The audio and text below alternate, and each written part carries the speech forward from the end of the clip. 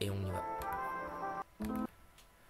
Bonsoir l'équipe, j'espère que vous allez bien. On se retrouve aujourd'hui avec Nico. Voilà, comme... alors non, j'allais dire comme c'était prévu, mais non, puisqu'à l'origine c'était censé être Timo, mais on en a parlé dimanche.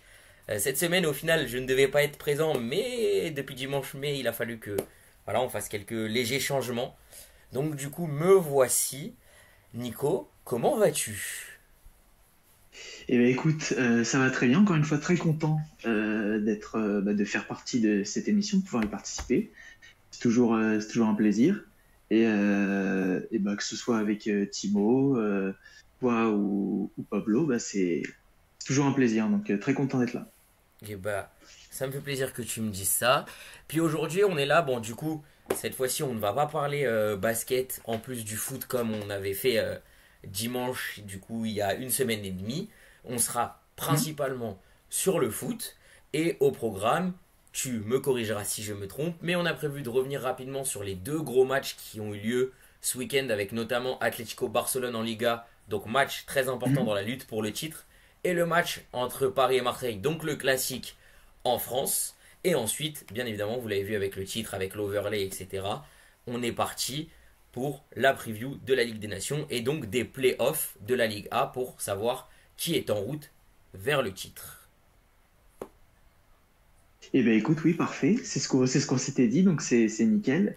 Mais si ça te va, je te propose qu'on perde pas plus de temps et qu'on démarre direct avec, je sais pas quel match tu veux démarrer entre les deux. Peut-être commencer par le Peut-être, match avec la lutte pour le titre. Ça peut être très intéressant de commencer par ouais, Atlético c'est ce Barcelone. que j'allais te proposer. Bah écoute, du coup, Atlético Barcelone, il y a eu au final un score de 4-2 Oui, avec le Barça qui a gagné un peu, on va dire à la manière de l'Atlético, c'est plutôt la manière dont l'Atlético gagne d'habitude, où c'est ça. ils ont été menés 2-0 sur un but un peu bizarre de l'Atlético, le deuxième.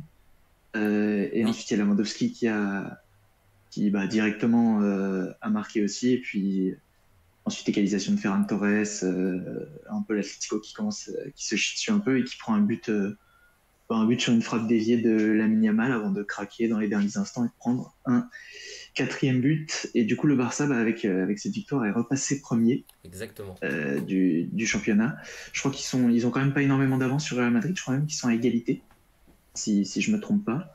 Oui, Donc mais ils ont un voilà, je sais match de pas ce que tu en retard. penses, mais ouais, c'est ça.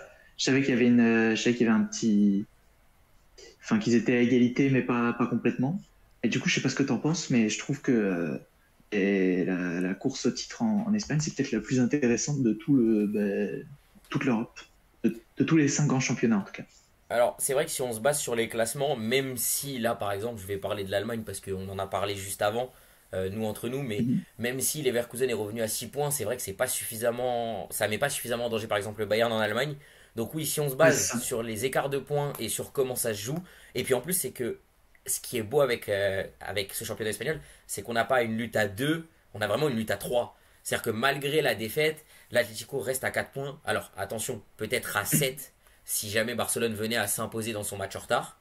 Mais en tout cas, c'est vrai qu'on a cette chance d'avoir une grosse lutte, notamment avec entre guillemets un vrai duel digne du Classico, puisqu'on a le duel Real-Barcelone qu'on connaît tant dans ce championnat, avec justement l'Atlético Madrid qui est vraiment venu se glisser dedans en mode parasite, mais qui malheureusement a l'air d'être actuellement dans un trou d'air, et donc malheureusement ça va devenir de plus en plus compliqué pour eux. Par contre, je te rejoins, pour moi-même, je dirais que Barcelone a quand même fait un grand pas parce qu'il fallait battre l'Atlético. On le sait, par exemple, les Atlético Real, ça s'est souvent fini par des matchs nuls. Donc là, il fallait Mhm. absolument que le Barça soit capable d'aller jouer ça. Et pour moi, c'est une grosse victoire et c'est sur la lignée du Barça qui, depuis leur titre en Supercoupe, vraiment s'est relancé et remonte la pente et rejoue un football magnifique.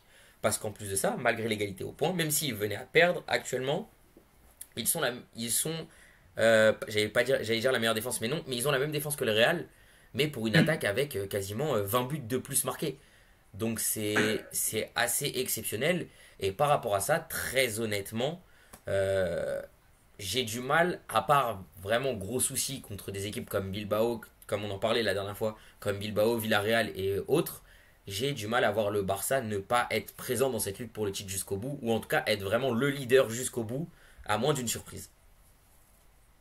Et franchement, ouais, je suis d'accord avec toi sur le fait que c'est une énorme opération pour le titre, surtout de gagner à l'extérieur comme ça. Mm. C'est au-delà du bon que ça leur fait faire. Enfin, c'est pas vraiment un bon gigantesque. Ils n'ont pas gagné trois places, quoi. Ils sont passés juste devant le Real. Oui, Mais c'est surtout dans le contexte, ça fait très victoire de champion. Souvent, on a ça, c'est ces victoires qui sont dans des matchs très compliqués. Mais je pense à celle de Lille, quand Lille gagne le titre Oui, à Lyon, par exemple. Quand ils vont gagner à Lyon alors qu'ils sont menés 2-0, c'est ça. Maz met un doublé, tout ça, moi, ça me rappelle vraiment ce genre de match, ce genre de scénario. Et oui, du coup, comme tu l'as dit, bah, ils ont une meilleure différence de but. Là, ils ont ils ont exactement le même nombre de buts encaissés, mais ils ont très exactement 16 buts marqués en plus. Donc, Mm. je vois pas le Real leur passer devant sur cet aspect de goal average. Et comme tu l'as dit, avec ce match en retard qui, je crois, est contre Osasuna, si je me souviens bien, le Barça est quand même largement favori. C'est une équipe comme Osasuna, et donc je C'est pense ça. qu'ils auront autant de mal à prendre 3 points d'avance, surtout dans la dynamique qu'ils ont actuellement. Et puis il y a aussi, outre le truc, enfin le classement, on va dire, collectif des équipes, il y a une autre petite bataille en Liga, c'est pour le trophée de meilleur buteur, puisque Oui, il y a aussi un Barcelonais et un Madrilène qui se le disputent. C'est Lewandowski qui a du coup à 22 buts, et qui a 2 buts d'avance sur Mbappé. ouais, Donc là aussi, il y a une belle course à observer sur cette fin de saison. Et en plus, c'est deux joueurs qui auront un rôle clé à jouer c'est clair. dans le destin de leurs équipes. C'est clair. Et je te rejoins même sur le fait que, bon, malgré tout, avec cette avance, on voit aussi l'attaque du Barça. Si on vient vite fait sur le duel justement que tu me cites entre Lewandowski et Mbappé, je pense que Lewandowski a quand même, avec cette légère avance déjà qu'il a, plus quand on voit que l'attaque du Barça marque beaucoup, pour moi, il court tout droit vers ce titre de meilleur buteur cette saison. Maintenant, bien évidemment, comme tu l'as dit, on verra parce qu'on n'est pas à l'abri que la marque soit bien distillée à Barcelone, comme on le voit avec un buteur comme Rafinha, etc., comme voilà, Ferran Torres qui sont capables aussi de marquer, avec peut-être une marque qui est quand même un peu moins distillée, je dirais, au Real Madrid, parce qu'on voit que Mbappé est quand même sur beaucoup plus de buts, ou en tout cas en termes de ratio par rapport au but de l'équipe, il y a un plus grand ratio. Donc honnêtement, je pense que là-dessus, Lewandowski a une petite avance, c'est pas fini, mais si Barcelone continue de planter autant de buts, j'ai du mal à voir Mbappé lui passer devant. Bah ça, c'est aussi dû au fait que ça a toujours été comme ça, hein. En tout cas, moi, depuis que je suis le foot, c'est un peu la tendance qui se dégage entre ces deux clubs, mais c'est parce que aussi le Real, il se Mm, base beaucoup plus que le Barça sur des exploits personnels. Donc forcément, il y a moins d'actions ultra collectives, il y a moins de enfin, c'est souvent, on l'a vu par exemple en Ligue des Champions, face à l'Atlético, où il marque sur 2 exploits personnels, le Real. C'est souvent là-dessus qu'ils s'en sortent, alors que le Barça, c'est plus, comme tu l'as dit, une attaque c'est distillée ça. entre les trois de devant qui sont Lewandowski qui est un peu moins impliqué dans le jeu, mais qui est beaucoup plus souvent à la finition. Un Rafinha complètement en feu, surtout en Ligue des Champions cette année. Il est quand même meilleur buteur, ça, je pense que personne Non, aurait parié là-dessus au début de saison. Et ben Yamal qui est plus jeune que nous, mais qui est déjà extraordinaire et qui fait déjà partie des meilleurs du monde à son poste. Donc ouais, c'est clair, c'est comme exactement tu ce que dis, j'allais je pense dire. que Lewandowski est très bien parti. C'est ce que j'allais dire. En fait, c'est vrai que quand on regarde, Yamal et Rafinha ont quand même plus marqué en termes de proportion en Ligue des Champions qu'en Liga. Puisqu'on a souvent vu justement Lewandowski, comme tu l'as si bien dit, marquer en Liga, un peu moins en Ligue des Champions. Rafinha, moi je trouve vraiment qu'il fait une saison. On sait qu'il était capable d'être à ce niveau, mais là aujourd'hui il y a l'efficacité. Et moi je pense que parler du cas Rafinha, ça va nous emmener sur la transition parfaite pour parler du deuxième match.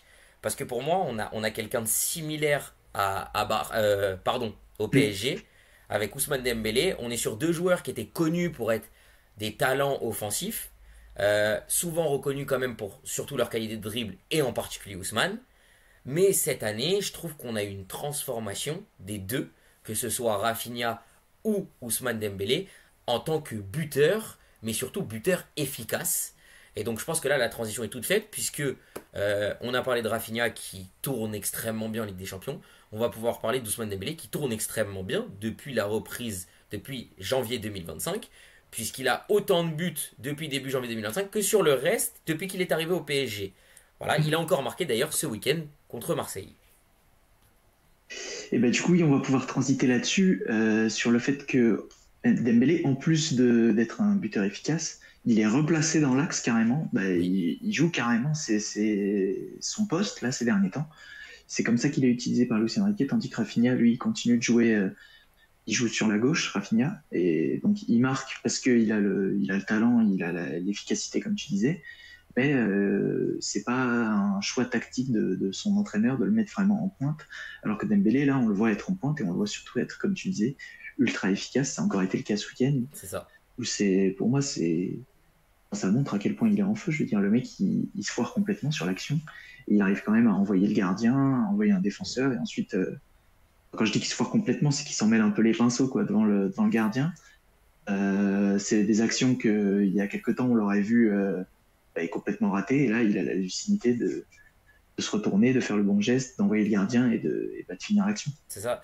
Là, je vois dans le chat, ça nous dit Ousmane, il joue partout. Ça tourne tout le temps au PSG. Ah bah c'est Axel qui passe.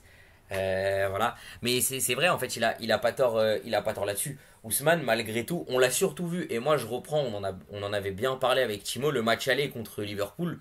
Où là, à l'inverse, il n'avait pas énormément joué dans l'axe. On avait vu que du coup, il avait manqué d'efficacité devant le but. Mais par contre, il était vraiment partout. Et moi, c'est ce que j'aime avec ce joueur, c'est que là, il va pouvoir en témoigner. Peut-être que ça va être dur dit comme ça, mais Axel est l'un des premiers à l'avoir dit et je le soutenais dans ses propos. Aujourd'hui, je trouve que le PSG tourne mieux sans Mbappé parce qu'à la place d'Mbappé, ils ont aujourd'hui Ousmane qui, en plus d'être devenu un buteur, fait les efforts. C'est-à-dire que Ousmane, on l'a connu notamment par moments à Barcelone, à Dortmund. Ah, c'était compliqué de lui demander des efforts défensifs. Aujourd'hui, moi je reprends, il joue partout. Il fait tout, Ousmane. Il est capable de tout faire et moi je trouve ça très fort. Puis surtout, à ses côtés maintenant, il a un sacré joueur avec. Déjà, il avait Barcola et Doué, mais là aujourd'hui, il a Gvara. Et là, l'ajout de Gvara pour Dembélé, pour moi, c'est une libération pour lui. Et puis même, au-delà de l'ajout de Kvara, maintenant il a un milieu de terrain qui est hyper solide. On voit l'année dernière, Zaïre Emery, c'était limite le meilleur milieu du PSG, en tout cas sur la première partie de saison. Et là, cette année, il est sur le banc et c'est normal quand tu vois les performances des trois autres mecs, parce que Fabien Ruiz, il a été beaucoup critiqué, surtout en début de saison. Je dis pas que c'était pas mérité, hein, c'était souvent à Bien juste sûr. titre. Mais là, face à l'OM, si on prend l'exemple de son match, le mec il se projette deux fois, et il envoie deux passes décisives, une à Dembélé, une à Nuno Mendes. Donc il a du monde pour le servir partout, parce que même, bon, je viens de parler de Nuno Mendes qui a marqué, mais lui aussi, il est habile avec le ballon. Et Oui. il est ultra capable de trouver Ousmane Dembélé, que ce soit sur des centres ou sur des passes en profondeur, pareil pour Hakimi. Donc il a du monde pour le servir partout. Et je pense que c'est ça qui l'aide aussi, mais il le dit souvent en conférence de presse, il remercie souvent ses coéquipiers quand il est interrogé là-dessus sur son efficacité. Et oui, il faut dire qu'à Paris, il a vraiment tout ce qu'il faut pour être dans les meilleures conditions et pour être aussi efficace qu'il l'est actuellement. Non, c'est clair. Et puis même, je reviens sur ce que tu disais. Bon, Axel, il dit qu'il le critique toujours. C'est vrai, moi aussi, je suis l'un des premiers à critiquer Fabian parce que quand on voit que parfois il a des éclairs de génie et qu'il est capable de faire des performances un petit peu telles qu'il a été capable de le faire sur au moins la première mi-temps là contre Marseille, bah, c'est vrai que c'est frustrant quand tu vois les performances fantomatiques qui te sortent sur la plupart des week-ends, notamment comme tu l'as bien dit en début de saison, où on se posait la question de pourquoi c'était lui qui jouait et pas Warren, justement. Donc, malgré tout, c'est vrai que quand tu vois ce qu'il est capable de produire, tu comprends pourquoi il est utilisé. En plus, on sait que c'est Luis Enrique. Luis Enrique, il sait ce qu'il fait, on l'a vu, parce que cette année, la patte, elle est enfin présente. Je lis Liverpool deuxième mi-temps, à Skip il a joué. C'est vrai que tu vois, là-dessus il a raison. Même moi, j'ai même pas le souvenir qu'il ait joué contre Liverpool, tu vois. Donc c'est pour te dire, hein. Donc en fait, je comprends, mais d'un autre côté, on voit que Luis Enrique il a mis sa patte et que parfois pour Fabian ça pèse. Mais c'est vrai qu'on n'a toujours pas, pour moi, dans la constance, vu un Fabian Ruiz tel qu'on a pu le voir avec l'Espagne. Alors oui, l'Espagne c'est une compétition courte puisque c'est les compétitions nationales, internationales plutôt, mais malgré tout, je trouve que voilà, il manque ce Fabian constant qu'on a pu apercevoir sur une suite de 4, 5, 6 matchs avec l'Espagne, vraiment de le voir au PSG. Je sais pas un peu ce que tu en penses là-dessus. Ça, je suis d'accord en vrai, parce il y a quand même pas mal de matchs où on voit qui ralentit un peu le jeu. Des fois, il fait des choix qui sont pas très bons, et puis même des fois, il y a des passes qui partent en touche. on comprend pas trop comment il les manque. Il y en a, je pense à une en deuxième mi-temps là face à l'OM, malgré son bon match où il rate complètement une de ses passes qui part en touche alors elle était pas compliquée à faire. Mais par contre, je suis pas nécessairement d'accord sur Liverpool. Je sais pas s'il parlait du match aller ou du match retour. Mais en tout cas, je trouve que à l'aller, essentiellement, sa sortie, elle s'est ressentie. Que ce soit sur le but. Il parle du retour, de la deuxième mi-temps au retour. Ah, il parle du retour. Ok. Parce que du coup, j'allais parler du match aller où ensuite Paris, une fois sa sortie, ils ont pris un but et ensuite ils n'ont pas été capables d'avoir une seule autre occasion pour égaliser. Mais il y a au retour aussi où là, c'est vrai qu'il a été un peu plus dans l'ombre, même si j'avais trouvé sa première mi-temps très efficace. Oui, je l'avais trouvé très bon en première mi-temps. Mais c'est vrai qu'en deuxième mi-temps, j'ai aucun souvenir. Et en plus, la bonne entrée de Zaïre Emery pour la prolongation a un peu mis, comment dire, un peu Caché. contribué à Ouais. faire oublier l'apport de Fabien Ruiz sur ce match Non, retour. Mais oui, dans l'ensemble, je trouve qu'il est irrégulier, mais que quand on a un excellent Fabien Ruiz, c'est vraiment... et il mérite vraiment sa place dans ce milieu parisien et il fait pas tâche du tout quand il est à son max. ouais, c'est clair, donc c'est ce qu'on disait. Je vois, il dit honnêtement, j'ai toujours pas de réponse à la présence de Fabian dans le 11 au vu du jeu demandé par Enrique. Il n'a ni le physique pour contre-presser 90 minutes, ni la justesse technique sur l'ensemble d'un match. Bah du coup, peut-être que comme on disait, la meilleure utilisation de Fabian, c'est de le faire jouer soit titulaire et de jouer 60 minutes, et de faire rentrer du coup un Warren, qui sera du coup avec plus de peps, etc. sur la fin, soit à l'inverse, de faire rentrer Fabian peut-être, de peut-être le tester justement en sortie de banc, sur une deuxième mi-temps ou autre, à voir. En tout cas, c'est vrai que moi je suis plutôt d'accord. On a du mal quand même à avoir un grand Fabian sur 90 minutes. Je pense qu'on va pouvoir en tout cas clôturer là-dessus sur le cas Fabian et parler peut-être un tout petit peu plus du match. Enfin, revenir un peu légèrement sur le match et parler du fait que malgré cette domination, Marseille a eu de l'espoir pendant le match. Ça s'est très vite éteint avec le but de Lirola contre son camp, mais a eu de l'espoir au moment du but de Gouiri, surtout que ça vient d'une erreur de la défense parisienne. Après, là-dessus, je suis d'accord qu'il y a eu de l'espoir côté Marseillais et que le match était bien plus impressionnant que ce à quoi je m'attendais. Honnêtement, quand on voit les dernières confrontations, je m'attendais à voir un truc dans le même style, avec l'OM qui se fait, qui existe pas vraiment et qui se prend une rouste. Mais au final, j'ai vu souvent passer que leur match était bon à l'OM et je suis assez d'accord avec ça. Ils ont fait un bon match, que ce soit dans les intentions et tout. Mais à part l'occasion qu'il leur est donnée, je me rappelle pas d'avoir vu d'énormes occasions de l'OM. C'est ça que je trouve assez dingue, c'est que même dans un très bon match des Marseillais, ils n'ont pas été capables d'inquiéter tant que ça le PSG, sauf sur l'action où c'est carrément une passe décisive et une grosse erreur de Nuno Mendes. Non, c'est clair. Après, quand je disais ça, c'était plus dans le sens où ils ont vu qu'ils étaient capables de temps en temps d'avoir le ballon, de pouvoir contrer, notamment avec l'action du but. Mais malheureusement, c'est vrai que si on reprend le match, il n'y a pas eu d'excellente occasion leur permettant d'avoir non plus un énorme espoir. Puis au Mm. final, je vais reprendre juste pour vérifier au niveau du temps, mais le but, il intervient 25 minutes après que t'es marqué, t'as du mal à marquer, bon bah t'as tes changements, 10 minutes après tes changements, tu reprends un but. Bon bah malheureusement, Mm. à partir de là, tes espoirs, ils sont globalement éteints. Donc c'est vrai que hormis un espoir d'une vingtaine de minutes qu'ils ont eu, bah, on va quand même se dire que, et puis moi je donnerais même du crédit, Paris on l'a vu, en ce moment c'est une top équipe Europe, si ce n'est la meilleure équipe d'Europe. Donc je suis pas du tout surpris que Marseille n'ait malheureusement pas fait le poids et qu'on n'ait peut-être pas eu un duel que beaucoup, notamment les Marseillais, auraient espéré dans un match comme ça. Mm. Mais justement, oui, tu parlais des changements là. Je trouve qu'il y a une situation qui commence à être un peu alarmante du côté de l'OM. C'est la situation de Greenwood, Mm. qui avait fait un très bon début de saison. Il y avait des Marseillais qui faisaient la propagande un peu en disant que c'était le meilleur joueur du championnat. Donc bon, c'était déjà à l'époque, c'était pas à ce point-là, mais là encore moins. Au point qu'il a été mis sur le banc pour le match de la semaine d'avant face à Lens et il est rentré à la mi-temps. Donc là, je pense que c'était un peu une pique du genre une pique de son coach pour lui Oui. dire de se reprendre, etc. Mais là, de le mettre remplaçant et d'aligner un Rabiot en position très offensive au Parc des Princes, j'avoue que ça me fait me poser des questions sur le nouveau statut de Mason Greenwood, qui peut-être commence à ne plus être autant dans les plans de Zerbi qu'au début de saison, parce que là, c'est quand même un sacré symbole, et puis il l'a pas fait rentrer. Il perd 2-0, mais il rentre pas à la mi-temps, il rentre encore plus tard. Et encore une fois, bah, son entrée, elle est pas impactante. Hein. Je suis pas capable de me Non, rappeler d'une seule bonne action de Mason Greenwood face au PSG, alors qu'il joue quasiment 30 minutes. non, Donc, c'est ouais, clair. ça Bah, c'est. j'ai envie de dire qu'il retombe dans ces travers qu'on a connus dans ces périodes très compliquées à United.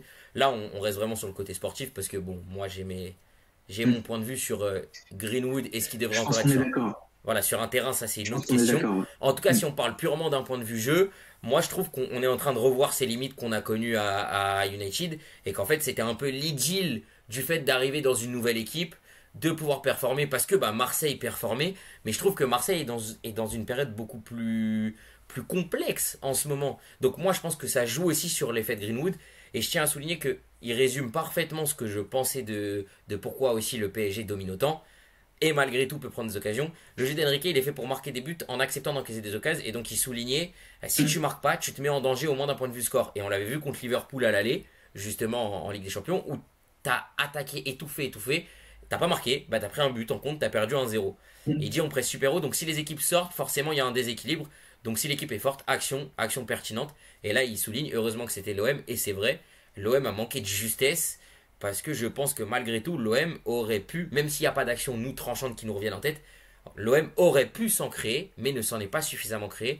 Et moi, je pense que ça marque aussi, en plus de marquer la puissance du PSG en ce moment qui est capable d'en mettre 3, on a aussi d'un côté un OM qui, je trouve, est plus faible qu'en début de saison. On avait un Marseille beaucoup plus dominant, je trouve, en tout cas pas forcément contre le PSG, mais contre les autres, que même là, je ne retrouve plus. Ah bah, je suis complètement d'accord et c'est d'autant plus comment c'est d'autant plus dommage qu'en plus l'OM cette saison il devrait quand même je veux dire Paris est en saison de entre guillemets de transition on va dire c'est ça qui était vendu au début de saison avec le départ d'Mbappé. L'OM ils ont recruté énormément cet été. Ils n'ont pas de Coupe d'Europe Oui, et ils sont quand même pas capables d'aller titiller le Paris Saint-Germain que ce soit au classement ou dans les confrontations directes. Et ils se font rattraper par des équipes qui, elles, jouent bah, les Coupes d'Europe. Là, dans le sillage, il y a Monaco, il y a Nice qui l'a joué mais qui ne la joue plus. Il y a Lyon aussi qui est bien dans oui, la course alors qu'il jouait aussi la Coupe d'Europe. Je trouve que honnêtement, l'année prochaine, il va falloir faire très attention à ce que l'OM sera capable de faire en Ligue 1 parce qu'il y aura une Coupe d'Europe en plus. oui. Et là, on voit déjà que physiquement, c'est compliqué. On va gentiment rentrer à la fin mars. Donc c'est le début de la fin de la saison, on va C'est dire. ça. Mais l'OM ne devrait pas, en sachant qu'ils n'ont pas de Coupe d'Europe, comme je l'ai dit depuis tout à l'heure, ils ne devraient pas être à ce point-là en difficulté physiquement. Non, c'est clair. Alors là, je vois, pour revenir sur le cas de Greenwood, Greenwood, il trompe trop rapidement de la facilité. Donc c'est exactement les lacunes qu'on avait pu voir à United. Et je trouve qu'il est très doué, mais le cerveau. C'est vrai que ses choix, parfois, sont sur le terrain très douteux. On connaît son talent, hein, on va pas le nier. On sait que sur un terrain, il a du talent. Balle au pied, il a du talent. On l'a tous vu, notamment sa période à United avec ses grandes performances, même à Marseille en début de saison.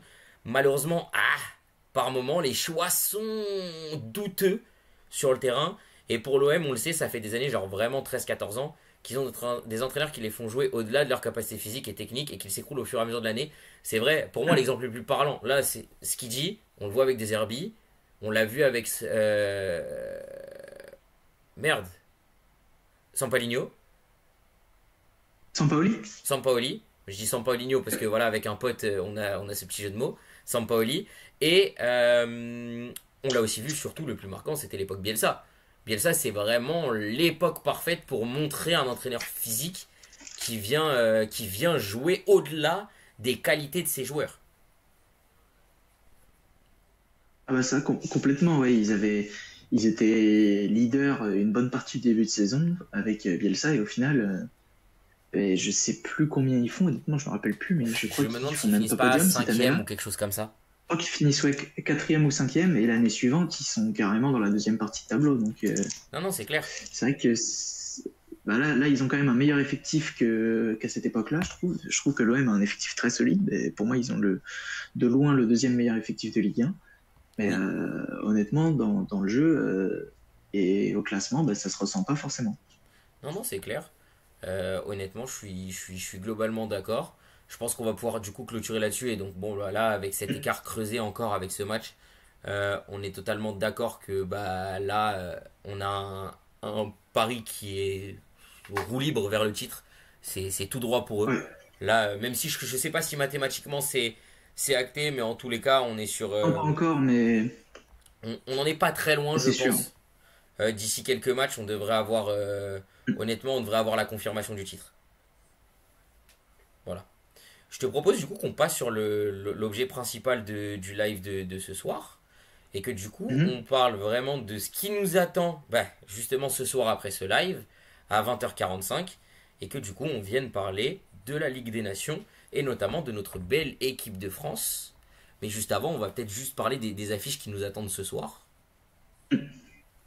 Donc je te propose de commencer avec peut-être l'affiche qui a, au nom des nations, avec les deux, peut-être le moins de hype à donner, avec ce Danemark-Portugal, qui pour autant n'en est pas Mhm. moins footballistiquement peut-être un match qui peut être très intéressant.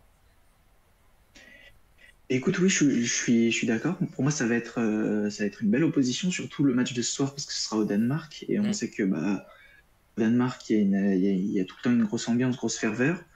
Bah, le Portugal, on va pas se mentir, hein, est complètement favori. Mais il va falloir faire attention au Danemark qui a pour la première fois appelé Michael Biret, complètement en Oui, feu du côté de Monaco.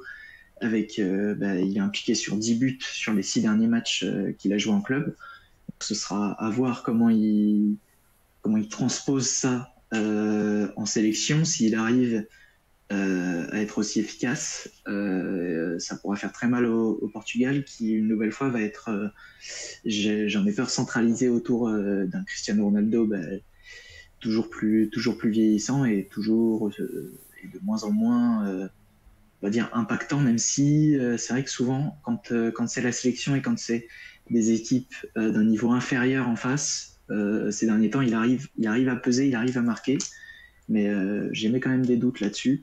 Surtout que bah, ça risque d'être forcément lui, puisque hmm, j'ai vu tout à l'heure que Gonzalo Ramos n'était pas retenu dans le groupe pour le match de ce soir. Donc il est sélectionné, hein, il reste dans la sélection.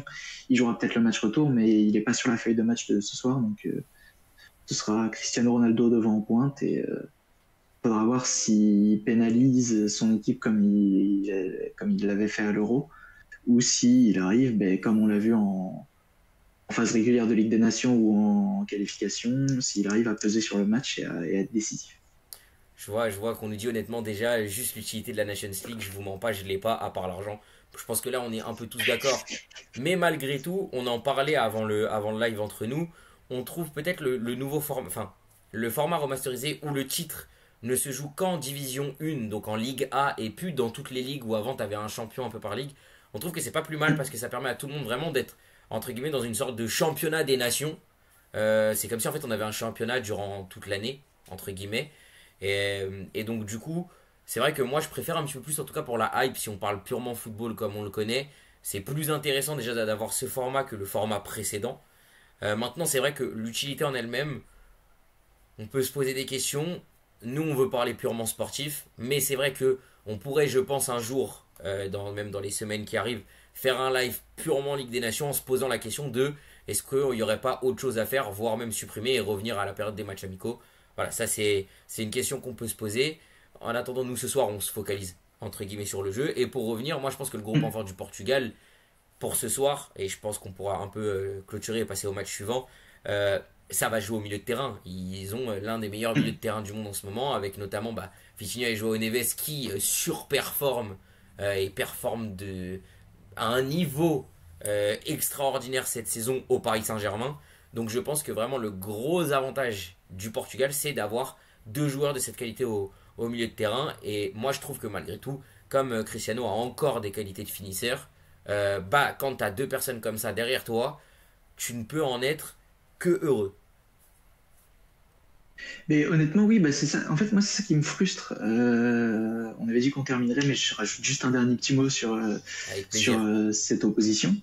C'est ça qui me frustre encore plus avec la situation de Cristiano Ronaldo au Portugal. C'est il a du monde pour les servir, même sur les côtés. Il y a Leao, il y a dans la liste, là, je sais pas si je l'ai sous les yeux.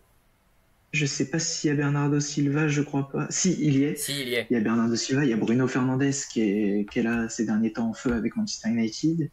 Il y a Pedro Neto, Joao Félix. Enfin, il y a vraiment énormément de qualité dans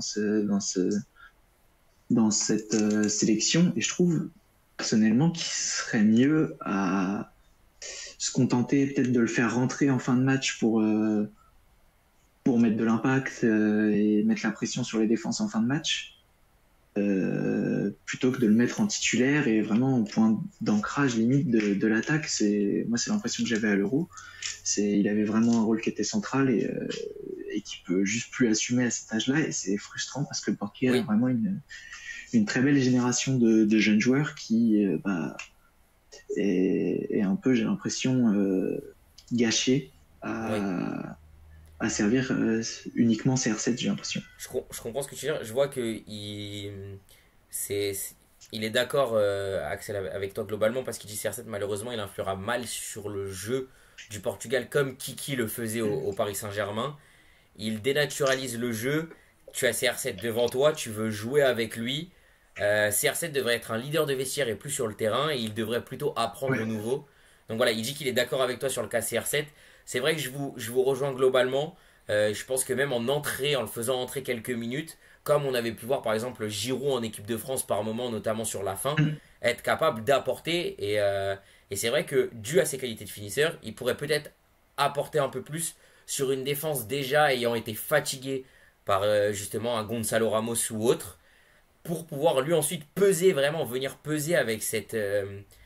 comment je pourrais dire, avec cette aura du joueur, du finisseur qu'il est capable Ouais. d'être, et vraiment venir peser sur une défense déjà fatiguée du match, déjà fatiguée par exemple d'une soixantaine, soixante-dizaine de minutes avant. Donc je pense que oui, je suis plutôt d'accord sur ce cas-là. Ça serait peut-être intéressant de voir un jour le sélectionneur du Portugal tenter ce petit coup un peu spécial de faire rentrer CR7 et de ne plus le faire commencer, même si je pense que le fait de ne pas avoir Gonzalo Ramos joue aussi sur le fait de mettre Cristiano titulaire. Parce que justement, oui, ça me fait penser là ce qu'on est en train de dire à la Coupe du Monde 2022 où Cristiano Ronaldo a joué tous les matchs, sauf un. Et celui qui joue pas, enfin en tout cas en tant que titulaire. Mm. Et celui où il n'est pas titulaire, c'est le match face à la Suisse, où c'est le seul match de la Coupe du Monde où le Portugal a déroulé. Oui. Gonzalo Ramos, qui était titulaire à sa place, a mis un triplé. Et je pense que ça va dans le sens de ce qu'on dit et qu'on pense que le Portugal serait bien mieux à s'en servir vraiment comme d'un leader mental et dans les derniers instants un mec qui va forcément mettre la pression parce qu'on sait que rien que son nom, c'est ce qu'on disait, est très très intimidant pour les défenseurs adverses, encore plus quand c'est des nations européennes en face, quand on a beaucoup plus l'habitude de le jouer et de se prendre des buts par lui tout simplement. Donc non, non, mais je suis totalement d'accord. Donc on va pouvoir clôturer là-dessus. C'est vrai que le Portugal devrait peut-être tester le fait d'avoir un CR7 vraiment. Merci, bah merci Axel pour le follow. Mais devrait justement notamment tester ouais, un CR7 vraiment leader pur et super sub. Pourquoi pas, à voir. Donc je pense qu'on va pouvoir enchaîner. Je te propose de passer pour moi à, en termes de nom, l'une des plus grosses affiches. En termes de football, à voir parce que pour moi, on a une autre affiche après qui sera footballistiquement qui, moi, me plaît plus. Je pense que d'abord, je te propose de passer peut-être au Italie-Allemagne, qui au niveau des noms, bah forcément, l'Italie et l'Allemagne, voilà, c'est deux nations quadruple championnes du monde. Voilà, un gros duel en termes de noms et d'histoire pour ces pays. Maintenant, la question c'est qui va passer entre pour moi deux nations qui sont à la fois en train de revivre, mais à la fois on se pose la question de si c'est pas de la reconstruction. Mais malgré tout, en playoff, ça a fini dans les deux premiers de leur poule. Donc voilà, qu'est-ce que tu attends et qu'est-ce que tu penses de ce match? Eh bien, écoute, oui, je suis d'accord sur le fait que c'est le match un peu historique. C'est probablement les deux plus grandes nations de l'histoire du football européen qui bah, du coup vont s'affronter. Et comme tu disais, ces deux équipes, on ne sait pas trop les situer en ce moment, qui sont entre la reconstruction. Bah, l'Italie, pour le coup, c'est vraiment Mm. une période de reconstruction après un euro qui a été hyper décevant, où ils n'ont pas réussi à. Non seulement ils n'ont pas réussi à défendre leur titre, mais en plus ils ont failli sortir dès les poules, ils se font sauver sur un but à la dernière minute, et ensuite ils font un match vraiment dégueulasse face à la Suisse où ils se font ultra dominer, ils voient pas le jour, et ils perdent 2-0 si je me souviens bien, je crois qu'ils marquent même pas. Non. Et en face, il y a l'Allemagne qui est plus l'Allemagne de quand j'ai commencé à suivre le foot il y a quasiment 10 ans. C'est plus l'Allemagne championne du monde de l'époque. Mais en tout cas, qui a fait un très bel euro. Je pense que c'était aussi le fait d'être porté par son public à domicile pendant toute la compétition. Qui a fait un assez bel euro, qui aurait pu éliminer l'Espagne, qui passait pas loin du tout. Et du coup, par contre, pour te passer la balle, je pense que c'est pour moi la double confrontation la plus indécise, on va dire, de ces quatre quarts de finale. Je sais pas ce que tu en penses toi, je reviendrai peut-être là-dessus plus tard, mais pour moi, c'est vraiment très indécis. Je te rejoins et moi en plus au lieu de parler des équipes alors je vois Italie est en totale reconstruction depuis la perte de la défense de la Juve et encore plus depuis la perte de Marco au milieu. C'est vrai mais pour moi je vais parler du duel qui est pour moi ça va être les deux des deux côtés, les deux artisans principaux des reconstructions dans les effectifs. Il y en a un dont j'ai vendu les mérites, si je ne me trompe pas, jeudi dernier, notamment quand on a parlé de l'Inter, qui pour moi sera l'artisan principal de la reconstruction de cette équipe d'Italie, Nicolo Barella. Parce que pour moi, Barella, c'est clairement le joueur central de l'Italie. On le voit avec l'Inter, hein. On peut parler de Lautaro Martinez qui marque devant, etc. Ou de Bastoni en défense derrière. Mais je pense que voilà, on a Barella. Notamment, bah, du coup, je peux enchaîner avec Bastoni derrière. Mais pour moi, le duel de cette confrontation, ça peut être le duel. Alors, ils vont peut-être pas être en tête à tête et en confrontation directe les deux. Mais ça va être le duel Barella-Wirtz, qui sont pour moi les artisans et les instruments principaux des reconstructions. L'Allemagne, c'est un peu le même problème que les vieux, avec les vieux derrière le départ de Kroos. Oui, c'est vrai, comme on peut voir Kroos qui a fait un peu mal au Real notamment. Euh, je vois aussi que du coup il dit qu'il y aura le duel des gardiens. C'est vrai, on peut le souligner aussi, honnêtement. Mais voilà, moi pour moi, si je devais donner mon duel, c'est le duel avec deux des instruments principaux des reconstructions de leur propre pays. Barella, Wirtz. Wirtz en tant que numéro 10 pur. Merci à Cero pour le follow. Je vois qu'il a fait une petite blague, il a dit Bardella, vous l'oubliez vite, je trouve. Voilà. Donc voilà, mais du coup, pour vraiment revenir là-dessus, moi je pense que Barella et Wirtz, ça va être les joueurs qui feront en grande partie gagner leur équipe sur cette double confrontation. Du coup, à voir quel va être leur niveau. On n'oublie pas les joueurs autour, hein. On sait que devant, même un Kai Havertz, pas dans ses meilleures conditions, est capable de marquer un but à tout moment, que ce soit de la tête, que ce soit sur une passe en retrait, etc. Il est capable de marquer un but, on ne sait comment. Mais voilà, moi je pense que honnêtement, le match sera diffusé sur CNews aux dernières nouvelles. Donc voilà, mais ouais, très, très honnêtement, merci Isaac pour ton arrivée en magnifique comme d'habitude, avec les tambours, voilà. Mais honnêtement, voilà, moi je mettrai ma petite pièce sur ce duel pour ce match qui permettra de donner une décision entre Barella et Wirtz, même si, on le sait, de par leur positionnement, ils ne seront pas forcément en direct. Je vois l'Allemagne a quand même plus d'expérience pour entourer Wirtz, notamment au milieu. C'est vrai que je suis plutôt d'accord. Voilà. Duel Giorgia Meloni Écoute, et Alice Weidel aux commentaires, restez branchés. Et il dit après je connais pas assez, donc Axel revient, il dit après je connais pas assez le chant italien lui pour compléter son message avec l'expérience allemande. Moi je suis plutôt globalement d'accord, on outrepasse la petite blague pour l'instant, mais je suis plutôt globalement d'accord sur le fait que malgré tout c'est vrai que pour entourer Wirtz, je vois peut-être une Allemagne plus solide, et donc je mettrais peut-être une légère pièce sur une Allemagne un peu plus favorite. Mais là, Isaac le dit très bien, petit avantage pour l'Allemagne. Malgré que les Italiens restent quand même assez chiants à jouer. Et on le sait, avec une défense capable d'être très solide. Je l'ai souligné avec justement un Bastoni tellement costaud cette saison. Donc voilà, je sais pas un petit peu toi ton avis sur la petite piécette que tu mettrais, mais voilà. Alors moi, honnêtement, comme je disais tout à l'heure, je suis très indécis, mais pour revenir sur ce que tu as dit, je suis d'accord que le point central, on va dire le joueur, l'épicentre de la reconstruction de l'Italie, pardon, ce sera Nicolo Barella, dont on ne déformera pas le nom cette fois-ci. Mais je trouve que la clé qui peut faire gagner l'Italie sur ce match-là, c'est ben, Donnarumma, qui a eu ce rôle clé avec le PSG en Ligue des Champions Oui, et qui là va affronter.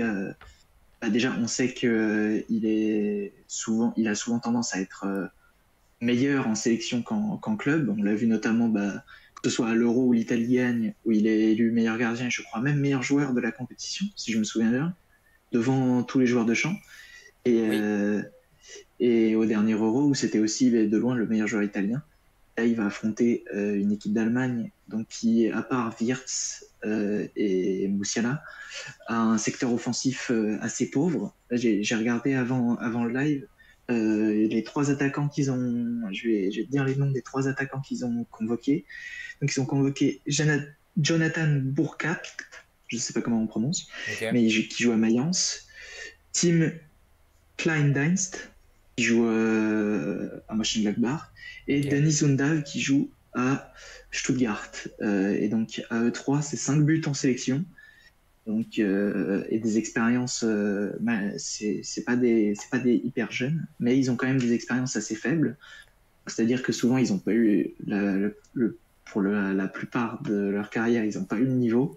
Et aujourd'hui, c'est eux qui doivent représenter l'Allemagne et qui doivent mettre des buts devant. Donc, même si Undav a un joli ratio de 3 buts pour 2 Oui, matchs dans cette Ligue des Nations, pour moi, ça va être là que l'Allemagne va avoir du mal à peser sur le match. Et comme tu le disais, face à une défense Bastoni Calafiori en face, mm, c'est comme on disait, c'est pas Chiellini et Bonucci, mais c'est quand même assez solide en face. On l'a vu, on en a fait les frais nous. Je crois que c'était au Parc des Princes, le match où on perd 3-1 et où oui. on s'est un peu cassé les dents sur cette équipe d'Italie qu'on pensait pouvoir dominer assez facilement. Et moi, même si je trouve ça très indécis, je mettrais bien une petite pièce sur l'Italie Ok. et sur une Allemagne qui va avoir du mal à marquer. Et puis, bah, si tu marques pas, tu Bah, peux pas gagner. Donc, à mon avis, je vois bien l'Italie passer haut. je vois, alors bon, en même temps, il y en a un qui aime bien faire des jeux de mots sur les Allemands, hein, notamment quand on sait le Ah, passé j'ai pas vu. historique. Voilà, a toujours eu l'avantage dans les affrontements, notamment grâce à leur énorme puissance de feu. Attention à ne pas retomber dans leur travers. Je vois de toute façon, les Allemands, ils ont un banc de malades avec Adeyemi et Undav. Ça pourrait servir de. Alors, on ne prononcera pas ce terme. On l'a vu au Non, on va commentaire pas le avec dire. Kevin De Bruyne en PL, hein, le commentateur qui est tout de suite revenu sur ses propos, avec notamment le terme de solution, plus loin quelque chose, voilà, pour terrasser les Ouais. Italiens. Je vois Axel qui dit devant Niabri Sané c'est super irrégulier, je suis globalement d'accord et Undav c'est un but depuis fin janvier. Maintenant on sait que parfois il y a des gens, il y a des joueurs qui sont pas forcément bons en club, qui ont des grosses périodes de doute, mais qui dès qu'ils arrivent en sélection peuvent marquer à chaque match. Donc je pense que voilà, moi tu l'as bien souligné, c'est avoir Undav s'il est capable de continuer à avoir cet apport qu'il a eu sur ce début de Ligue des Nations, en tout cas sur les matchs qu'il a joués. S'il est capable de le tenir, moi je mets une grosse pièce même sur l'Allemagne parce que du coup ça voudrait dire que devant c'est capable de marquer.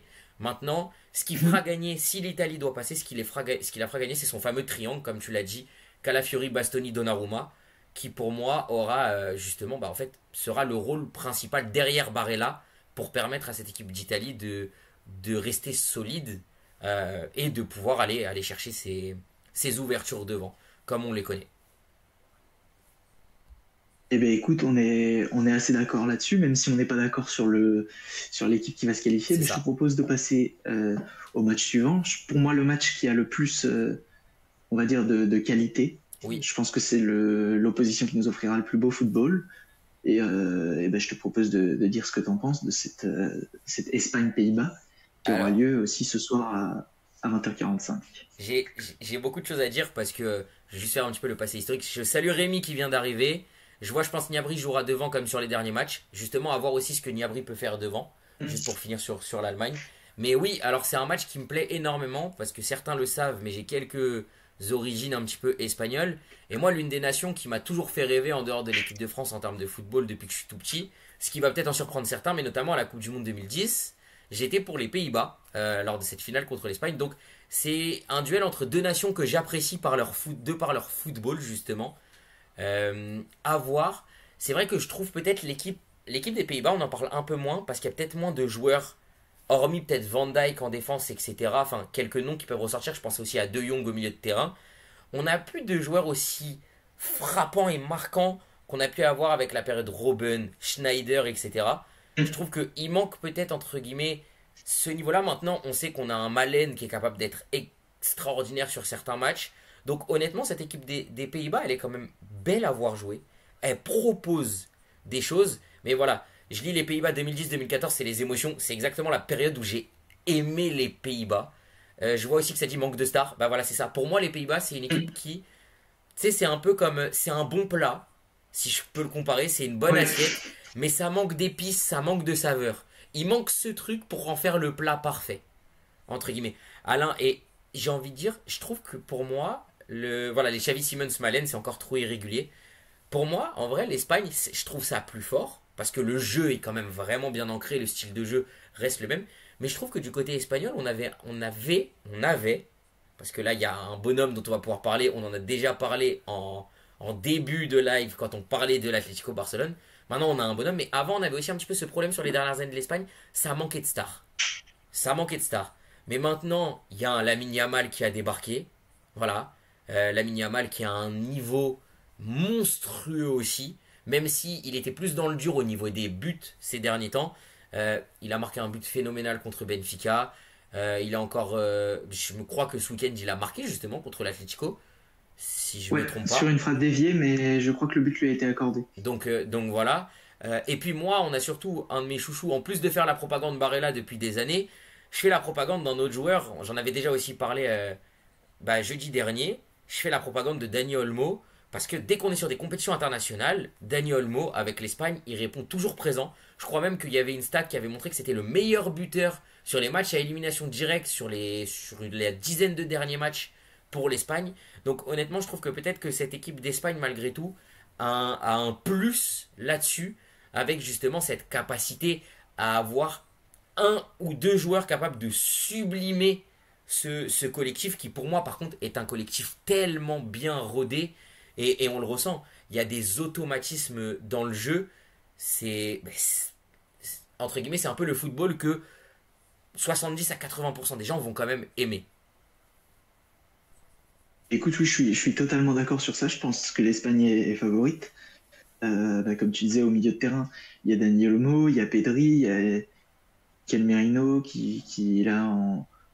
Mikel Merino, ouais, c'est ça. Oui, oui, oui, Qui joue à Arsenal et exactement. qui a été repositionné pardon, ces derniers temps en neuf, mais qui là va retrouver certainement un rôle plus bas et plus dans ce qu'il avait l'habitude de faire auparavant. Oui, Et oui, voilà, Merino le BU, on nous dit dans le chat, ouais, c'est ça, ces derniers temps, c'est là-bas qu'il a été repositionné, mais il va redescendre.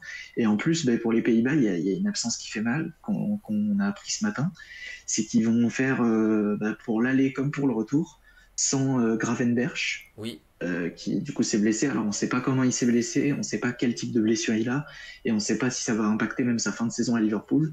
Mais en tout cas, on sait d'ores et déjà que ça impacte ce rassemblement, puisqu'il n'en fera pas c'est partie. clair.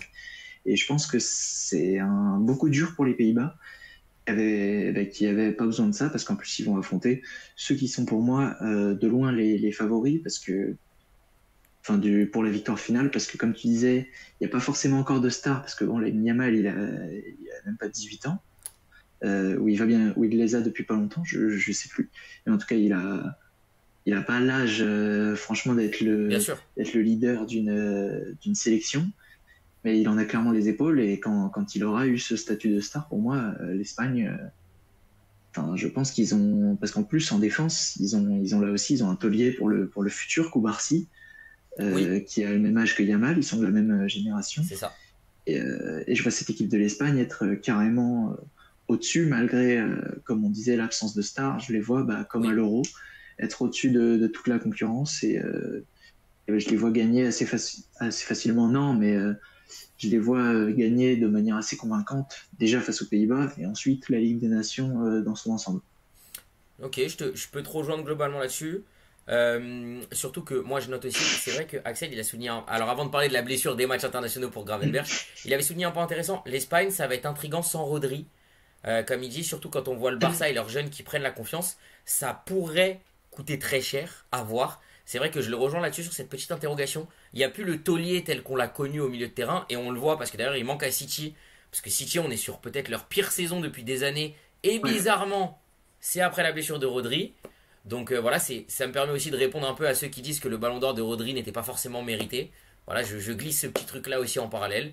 Donc on verra bien, mais moi je pense que malgré tout, comme tu l'as dit, l'Espagne a en tout cas ce qu'il faut en termes de matériel et de matières premières dans cette équipe pour être suffisamment performant et passer au-dessus de ce duel face aux Pays-Bas.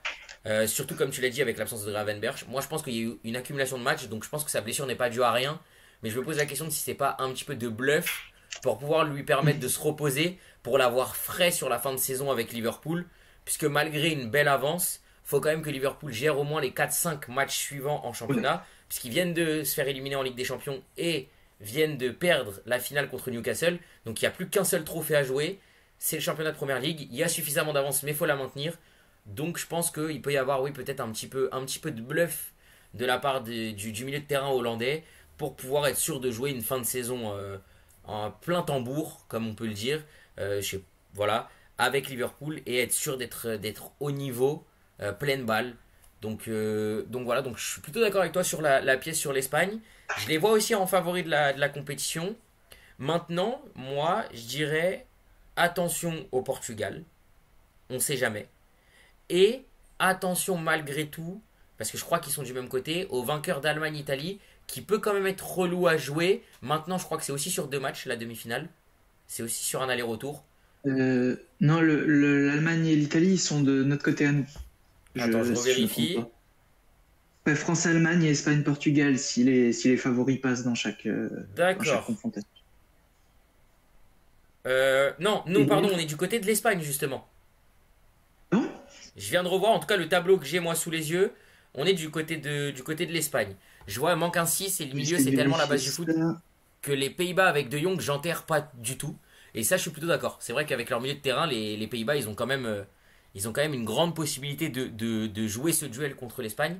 Et oui, je viens de regarder, moi, le tableau que j'ai, ça serait du coup un Allemagne-Portugal et potentiellement un France-Espagne. On va y venir juste après parce qu'on va passer au grand match de la soirée pour finir sur ce live-là. Euh, mais ouais, honnêtement, si on suit ça là-dessus, du coup, moi je dirais attention, ouais, du coup au Portugal. Attention au Hmm. Portugal. Bien évidemment, on n'enterre pas l'Italie ou l'Allemagne, parce que si l'Italie passe, ça peut être une équipe capable d'aller gagner cette Ligue des Nations grâce à sa défense, comme on l'a vu gagner l'Euro grâce à Donnarumma. Donc on verra bien. Maintenant, oui, je pense que pour moi, le vrai gros duel, il se jouera, si tout se passe bien, en demi-finale de l'autre côté. Et pour moi, la transition est parfaite, parce que ce sera pour moi l'Espagne, même si on n'enterre pas les Pays-Bas, contre le vainqueur de France-Croatie. Et si le tableau est bien comme ça, on pourrait avoir du coup un France-Espagne en demi-finale. Et là, ça pourrait être la grosse affiche. Et avant qu'on parle du match en lui-même, la compo est tombée, je vous l'annonce. Donc on aura Maignan dans les cages, une défense centrale telle que je l'aime et que j'espérais, Saliba Konaté. On aura ensuite Koundé, latéral droit, Lucas Digne à gauche, Chouameni en 6, Gendouzi Rabiot à ses côtés au milieu de terrain. Et alors là, la manière dont la compo est présentée, on aurait Dembélé en 10, derrière Mbappé et Colomwani dans l'axe. Ok. Voilà un petit peu Et la manière dont c'est, dont la compo est présentée. en tout cas, c'est les mêmes joueurs que ceux qui étaient annoncés depuis ces derniers jours. Mais c'est pas la même, du coup, c'est pas la même animation. Je suis curieux de voir comment C'est ça ça. va, comment ça va se passer.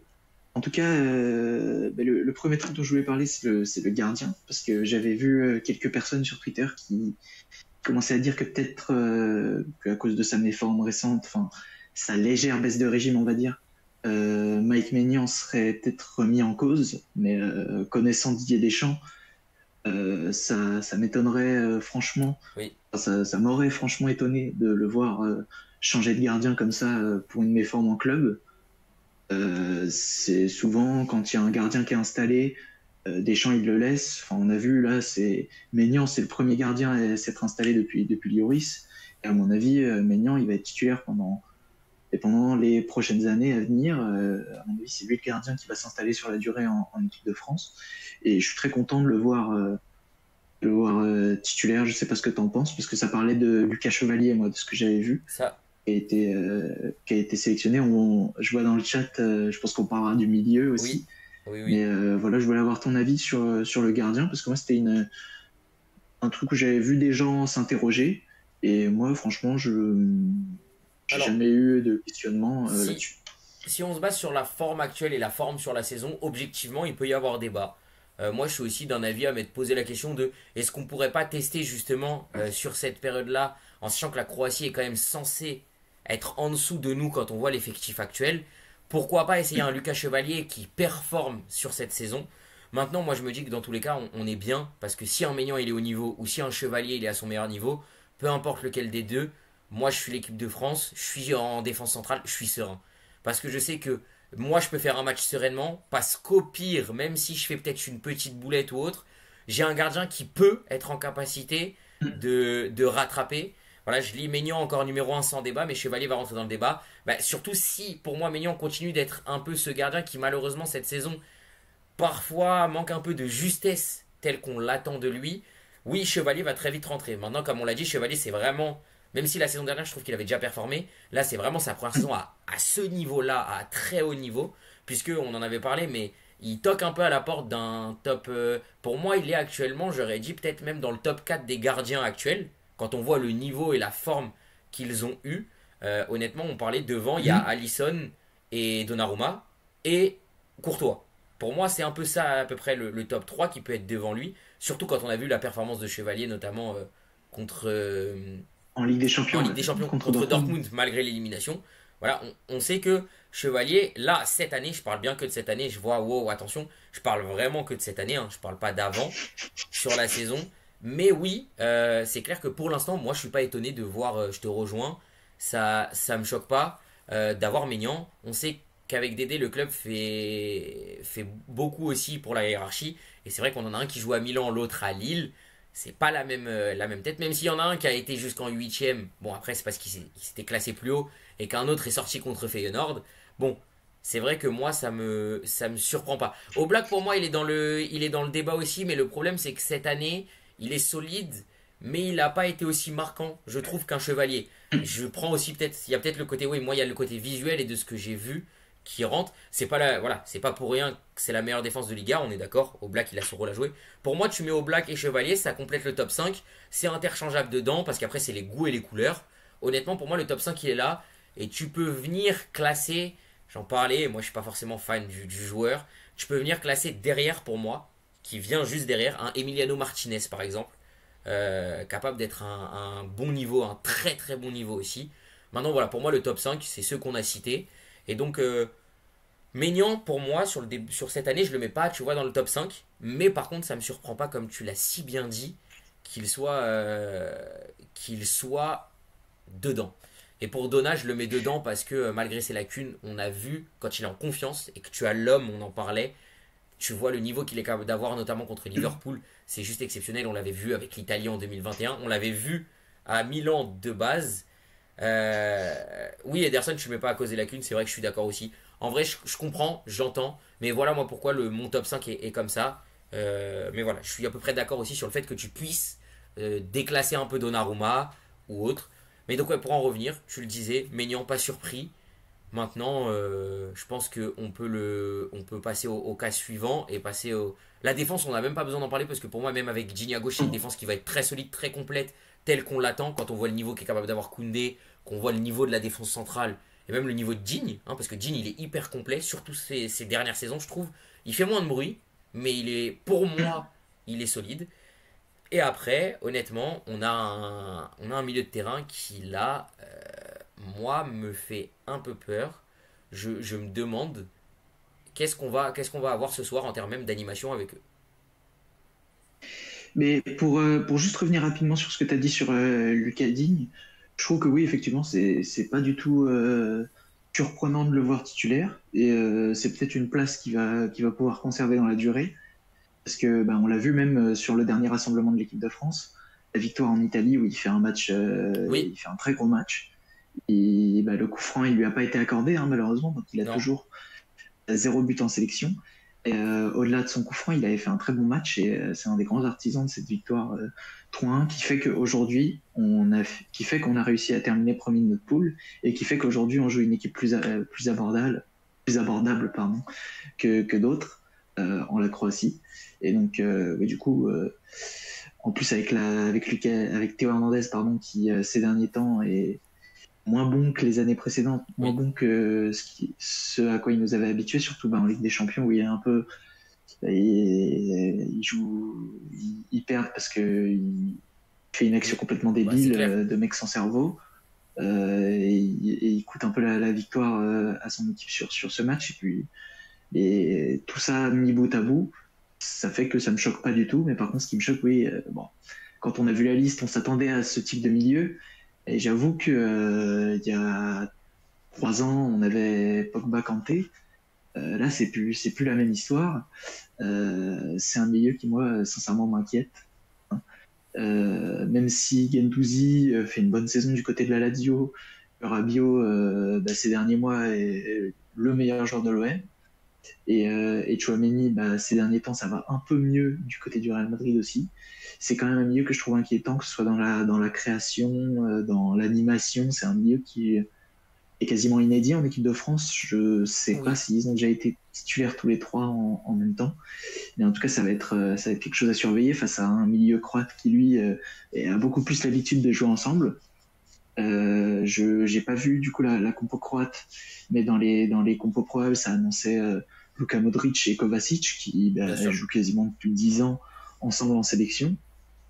Et donc, je pense que c'est un secteur où on pourra se faire dominer, mais où aussi la vieillesse, on va dire, des Croates en face va peut-être faire qu'ils vont devoir modifier tout ça en plein match. Et C'est du ça. coup, ça pourra nous permettre de prendre l'ascendant.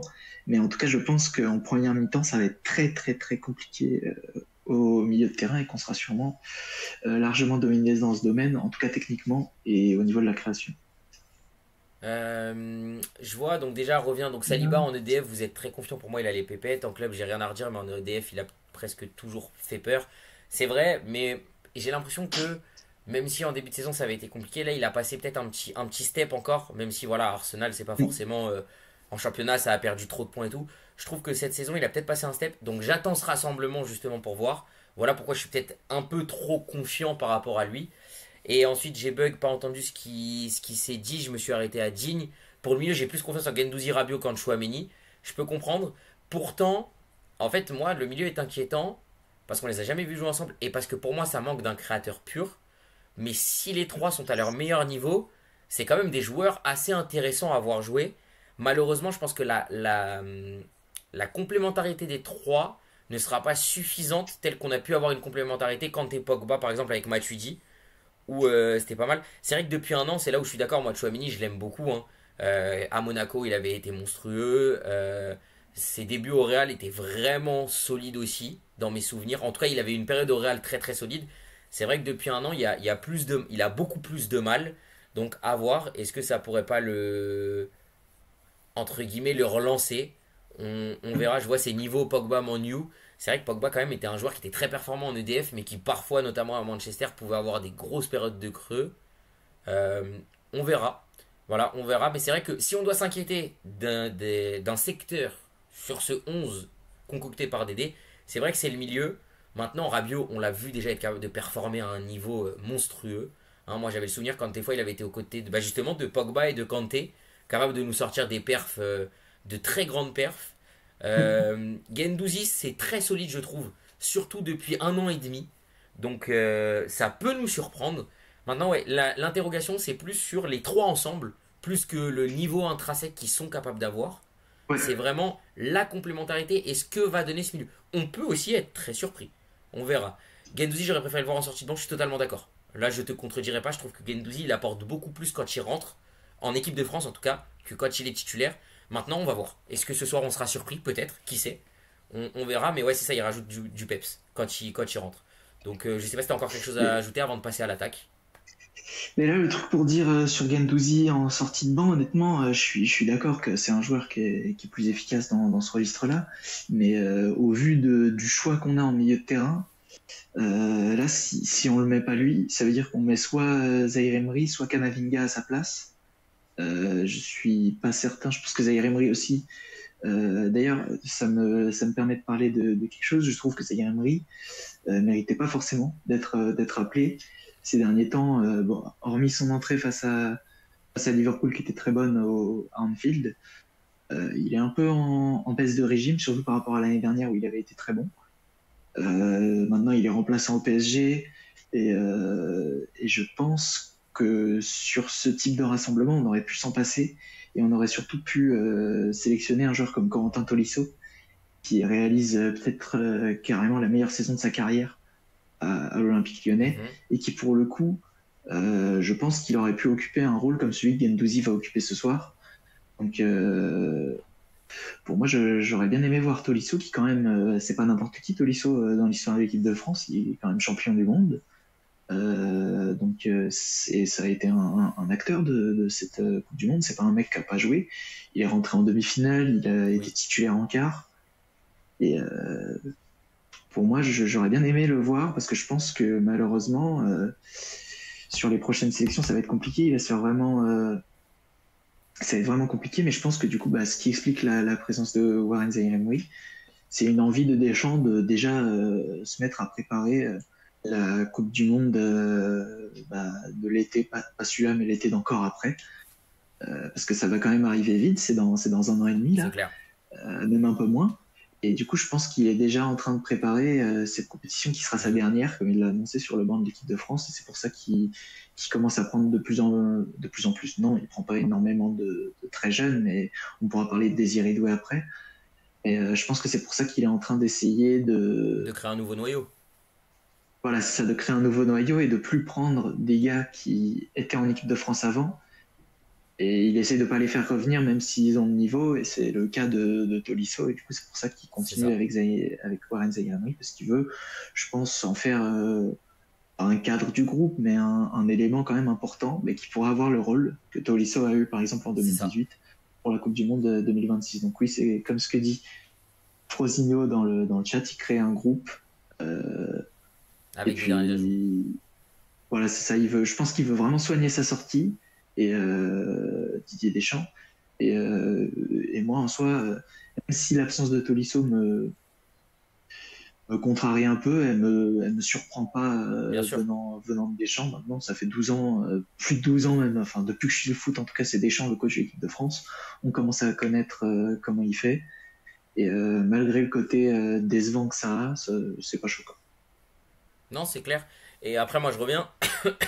Warren, on sait ce qu'il fait là. On sait pas ce qu'il fait là. Voilà, c'est un joueur qui joue sur le physique et l'intensité. Si le physique suit pas, ça marche pas. Ouais, c'est ça. Il revient de blessure, donc je suis d'accord. Maintenant, moi, je pense que ouais, voilà, il essaye vraiment de créer son groupe. Je pense que ça peut être un rôle pour Doué d'être le créateur dans le milieu de terrain. Peut-être ouais, un rôle un peu comme Griezmann a pu avoir à un moment avec ce rôle plus créateur plus bas que ce qu'il jouait en club. Maintenant, on verra bien. Moi, par contre, je suis surpris que tu dises que tu ne voudrais pas forcément d'un Kamavinga. Je trouve qu'avoir Kamavinga en titulaire au milieu de terrain, ça pourrait apporter un peu cette création.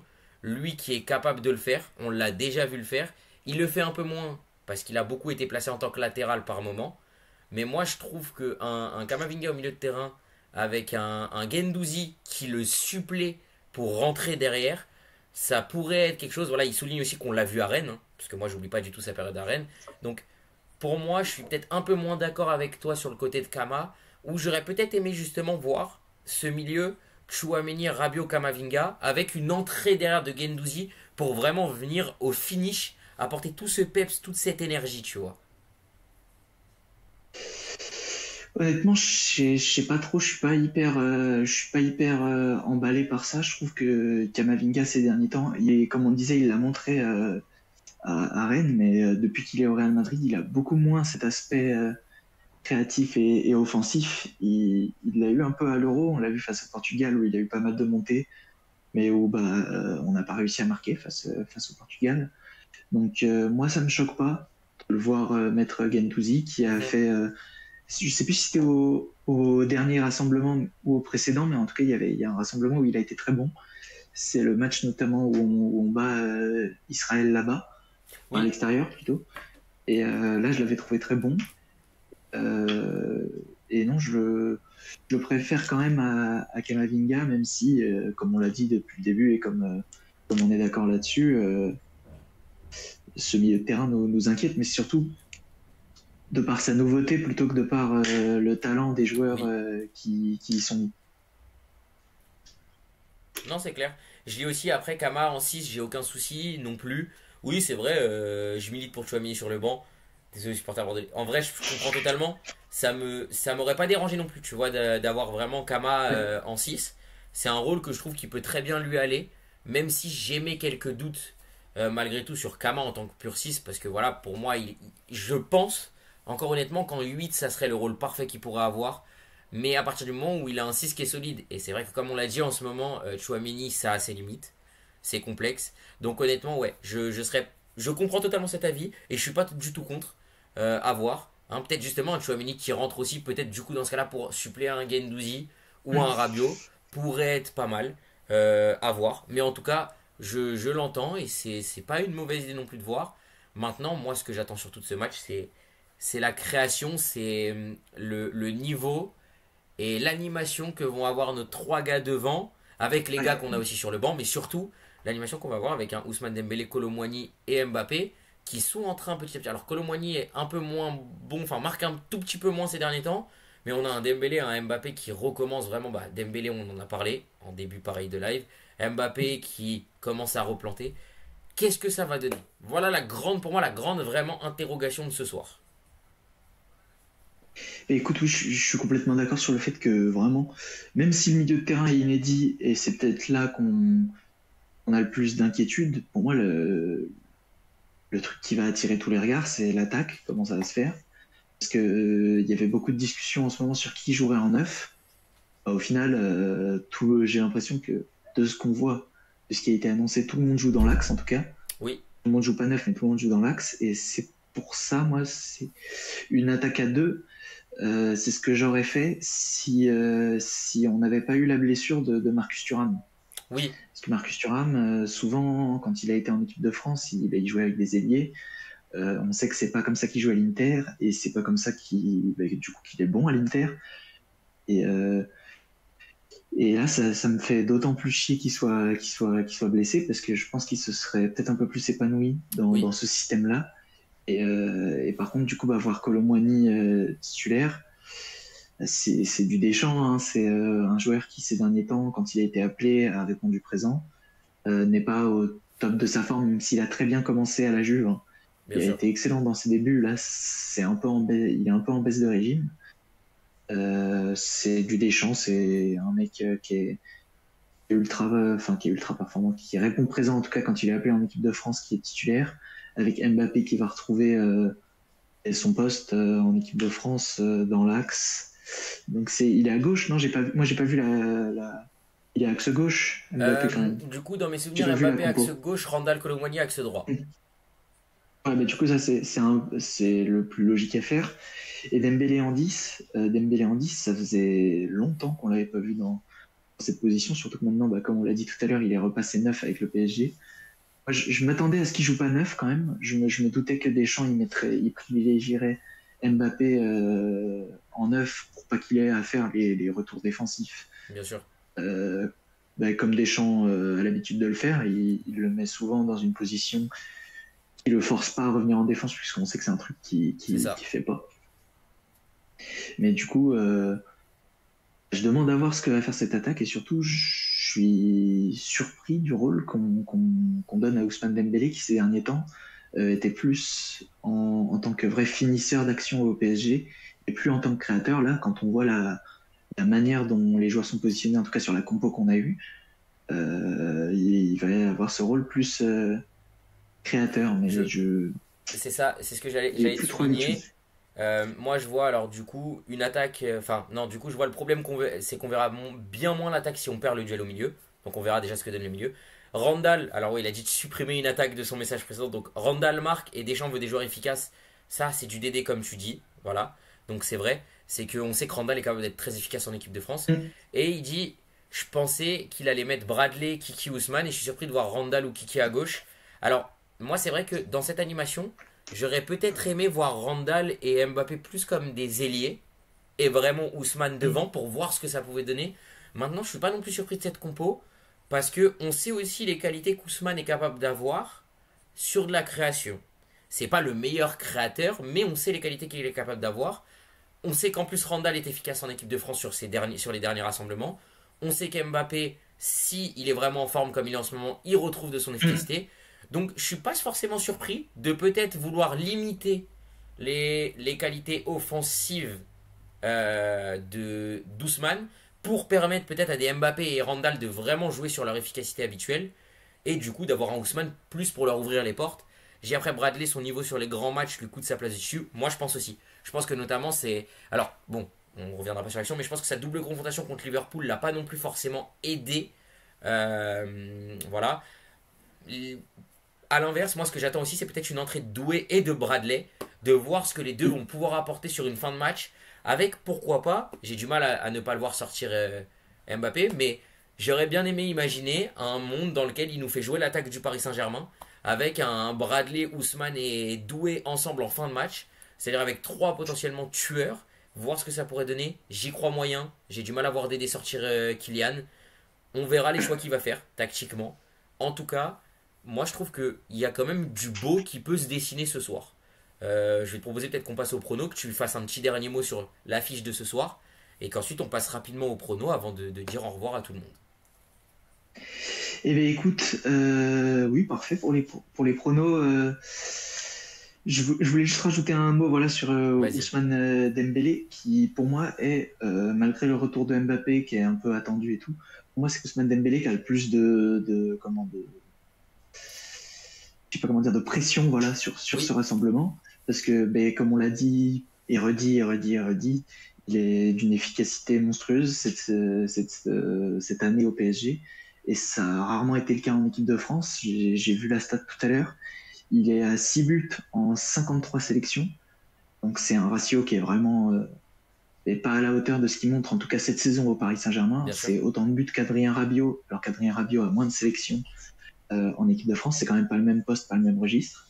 c'est ça. Et du coup, c'est ça qui fait que je suis pas choqué de le voir démarrer plus bas Oui, et pas en neuf, malgré que ce soit là où il s'épanouit en ce moment au Paris Saint-Germain. Mais du coup, je vais pouvoir arriver au prono. Honnêtement, je trouve qu'on est favori, que ce soit sur le papier ou même sur les derniers résultats qu'il y a eu entre la France et la Croatie, puisqu'on est à 6 victoires, 3 nuls et une défaite sur les 10 derniers matchs oui, contre eux. Même si c'est à nuancer, parce que sur les 2 derniers matchs, on les a pas battus. On a perdu c'est une ça. fois et on a fait match nul. Ouais, Donc ça va être pour moi très compliqué, mais l'équipe de la Croatie est vraiment très vieillissante. J'ai regardé dans la compo probable, je ne sais pas si c'est celle-là qui a été alignée au final. Dans la compo probable, il y avait 5 joueurs de l'équipe qui étaient au-dessus de 32 ans. Donc, ça fait quand même un effectif très vieux et qui pour moi tiendra pas le coup face à une équipe de France qui va, je pense, miser sur la vitesse du coup, de ces trois offensifs. ok. Et notamment le duel qui va se refaire de Mbappé contre Gvardiol, C'est qu'on avait vrai. vu en Ligue des Champions où Mbappé avait mis un triplé. Oui, Et du coup, on va revoir ça, on va revoir si Mbappé est capable de reprendre le meilleur une nouvelle fois sur Gvardiol. Et du coup, je vois quand même ce soir, je vois bien ok. un nul avec des buts. Donc, je dirais un ou deux partout. Et ensuite, la France qui, à domicile, va réussir à se qualifier. Mais je pense que ça va être très compliqué. Et je ne me vois pas aller plus loin que les demi-finales en Ligue des Nations, puisque bah, y a l'Espagne qui nous attend, comme on disait avant. Ok. J'entends. Moi, donc, sur le prono, pareil, je suis globalement d'accord. J'allais rejoindre Axel sur son prono qui dit 3-1 pour la France ce soir. C'est vrai qu'en y réfléchissant, j'hésite entre le 3-1 et le 2-0. Est-ce qu'on va avoir une défense suffisamment solide pour pas en prendre? Je ne sais pas. Donc j'avais peut-être plus le 3-1 en tête. Maintenant, pour que on puisse avoir une personne qui aura le bon prono quand j'en débattrai et que je débrieferai ça avec Paulin dimanche, pour changer, donc toi tu as dit 1-1 ou 2-2. Moi, pour changer d'Axel, Mhm. je vais dire 2-0. Voilà, comme ça, s'il y a 3-1 ou 2-0, bah, ce sera Axel ou moi qui auront eu raison. Il nous informe aussi en parallèle que ce sera Burkhardt en attaque pour les Allemands, Oui. pas de Wirtz. Donc voilà, on verra bien. Donc maintenant, oui, voilà. Moi, je dis 3-1, enfin non, du coup 2-0 ce soir. Euh, à voir. Double confrontation, j'attends de voir. Mais je me dis que comme on n'est pas les favoris sur la compétition Mhm. globale, j'ai plus d'espoir de potentiellement être capable justement de sortir l'Espagne que si on était les favoris de la compétition. Je lis Rémi qui nous dit 2-1 pour la France. Très bien, parfait. On a des pronos un peu équilibrés un peu partout. Donc ça va être Un intéressant peu de savoir au-dessus, ouais, c'est bien. qui aura raison. Mais oui, moi je dirais que oui, on n'est pas favori. Je garde l'Espagne en favori pur.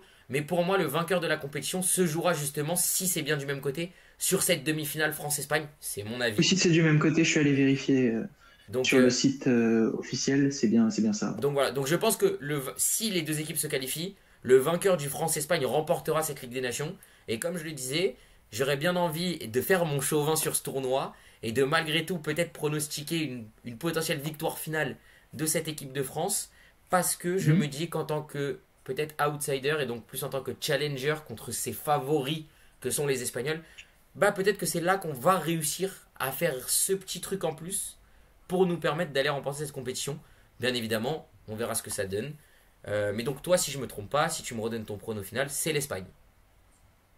Pour moi, c'est l'Espagne vainqueur, d'autant plus que pour eux, il y a un enjeu qui est encore plus grand, puisqu'ils pourraient être la première équipe à faire le back-to-back en Ligue des Nations. On avait vu que quand ils l'avaient gagné, ils avaient vraiment bien célébré ça. On voyait que ça leur tenait à cœur, et je pense que c'est encore c'est dans le même état d'esprit qu'ils vont aborder Bien sûr. cette phase finale. Et ouais, et puis de toute façon, techniquement, je vois pas d'autre équipe nationale être au-dessus d'eux, en tout cas dans cette compétition. Et donc, bah, je les vois être au-dessus de tout le monde et logiquement remporter le titre final, même si, bah, évidemment, j'espère une victoire de la France. Ok, je comprends. Je lis aussi, tiens, on va en profiter, on va switcher un peu, on va faire les pronos aussi des autres matchs. Je vois donc Axel qui dit 2-0 pour l'Italie et je vois 3-2 pour les Pays-Bas. Oui, tu sais quoi, je vais dire, moi j'aurais dit 1-0 ou 2-1, mais je vais rester sur le 1-0 pour l'Italie parce qu'on connaît l'Italie. Et Pays-Bas, Espagne, je vais aller regarder les compos pour ne pas me planter sur mon choix final. Alors attendez, hop. Et en vrai, moi j'aurais mis une petite pièce sur les Pays-Bas sur ce match aller. En mettant moi plus un 2-1. Peut-être pas autant de buts. Au niveau des compos, donc on aura Nico Williams et Lamine Yamal sur les côtés de l'attaque espagnole avec Mhm. Alvaro Morata dans l'axe. Fabian Ruiz, Pedri, Zubimendi. Cucurella, Koubarsi, Lenormand, Poro. Et Unai Simon dans les cages. En face, on aura Verbruggen dans les cages. Alors là, je connais un peu moins l'équipe hollandaise, mais on a Gertruida, Van Eyck, Van Dijk, Atto en défense. Reinders qui performe énormément avec le Milan en ce moment. Et Kluivert et De Jong au milieu de terrain, avec un Kluivert aussi, on n'en a pas parlé, mais très très en forme cette saison. Et Frimpong, Depay, Gakpo. Il y a de l'espoir. Ouais, moi je dirais 2-1 pour les Pays-Bas ce soir. Je suis d'accord avec Axel, je rejoins la défense de l'Espagne, elle est fébrile. Même le gardien aussi est à moitié fébrile, je trouve, parce que Unai Simon, pour être supporter de Bilbao, on sait qu'il est capable d'être à un très haut niveau, mais on sait aussi qu'il est capable d'être moins bon. Donc honnêtement, je dirais 2-1. Je vois Rémi qui lui à l'inverse va contre les pronos d'Axel et moi. Il voit des 2-1 partout déjà, donc il voit 2-1 France. Il dit 2-1 Allemagne et 2-1 Espagne. Donc on verra, mais voilà, en tout cas, je vois que globalement, c'est des scores qui sont à peu près pareils. Il y aura des buts de partout, Espagne, Pays-Bas, ça les attaques sont super en confiance. Ton prono de 3-2 me choque pas, moi je reste plus sur un 2-1. Mais honnêtement, voilà, je sais pas un petit peu toi tes pronos sur ces deux matchs-là pour ce soir. Mais écoute, comme je l'ai dit, moi, je vois l'Italie ne pas prendre de but ou ne pas Ok. en prendre beaucoup. Donc, je dirais, t'as dit un zéro, toi. Oui, Et ben, juste histoire de pas dire la même chose, je vais dire plutôt 2-0 pour l'Italie ok, avec une Allemagne qui va tenter d'égaliser en fin de match, qui va se prendre le deuxième, on va dire ça. ok. Et ce soir, du coup, c'est vrai que on n'a pas tant parlé que ça, mais c'est vrai que là, quand tu as énuméré les noms de la défense espagnole. Alors moi, pour moi, le gardien, c'est pas ce qui m'inquiète le plus. Oui, je suis d'accord. C'est plus le Normand, je dirais. C'est peut-être lui le point faible de cette défense. Et comme tu l'as dit, les Pays-Bas, ils ont une très belle attaque. Mais Unai Simon, je trouve que ça me fait un peu penser à Pickford dans l'équipe d'Angleterre. C'est un Oui, mec qui n'est pas forcément le meilleur gardien de sa sélection en club, mais qui depuis plusieurs années répond présent en équipe nationale et qui du coup garde la casquette de titulaire. Et du coup, ce soir, dans ce match-là, je vois bien un 0-0 ah, en Pays-Bas-Espagne. Ouais. contre-courant total de ce qu'on disait avec Axel, du coup. Je trouve que même si la défense espagnole peut paraître fébrile, on sait ils vont garder le ballon. Ils vont avoir le ballon le plus souvent du temps. Et donc, quand tu as le ballon, c'est logique. Normalement, tu prends pas de but, même si les Espagnols, ça aurait été arrivé de s'en mettre un tout seul à l'Euro face à la Croatie, je m'en rappelle. Bien sûr. Si je me rappelle bien, c'était ouais, en 2021. Mais du coup, je vois bien un bon 0-0, même si, comme nous le dit Frosinho, les côtés espagnols font un peu flipper. Surtout avec Cucurella, j'avais vu que il a préféré Cucurella à Alejandro Balde malgré l'excellente forme qu'il a avec Barcelone. Et du coup, c'est vrai que c'est pas l'Espagne n'affiche pas sa meilleure défense, mais je les vois quand même tenir face aux Pays-Bas ce soir. Je vais sûrement me tromper, mais Ok. je les vois tenir. Non, mais c'est intéressant de te voir pronostiquer un match sans but, à l'inverse de ce qu'on a dit avec Axel qui lui voit Mm. 3-2 pour les Pays-Bas. Moi, je dis 2-1. Par contre, ce que j'ai trouvé intéressant, c'est que sur le Normand, vous étiez d'accord sur le fait que c'est potentiellement peut-être le plus gros point faible de cette défense. Il nous dit attention au grand Memphis du Brésil. On verra ce qu'il est capable de faire de paille aussi sur ce match. Moi, j'ai envie de souligner attention à Gakpo qui est justement de retour, vraiment, après sa blessure, qui a commencé à se remettre en jambe un petit peu avec Liverpool, même si voilà, c'est pas le meilleur Gakpo qu'on ait eu par rapport au début de saison. À voir le niveau qu'il aura ce soir. Et honnêtement, c'est vrai que l'Allemagne, par contre, pour aller un peu à contre-courant de ce que disait Rémi, moi j'ai du mal à les voir capables de battre cette équipe d'Italie. Donc moi je vois plutôt l'Italie sortir vainqueur. Toi tu rejoignais justement Axel qui avait dit 2-0 comme toi. Et il nous dit, Axel justement nous dit, attention un peu juste je trouve en parlant de Gakpo. Donc voilà, comme on l'a dit, on va voir ce que sont capables de nous apporter ces attaques.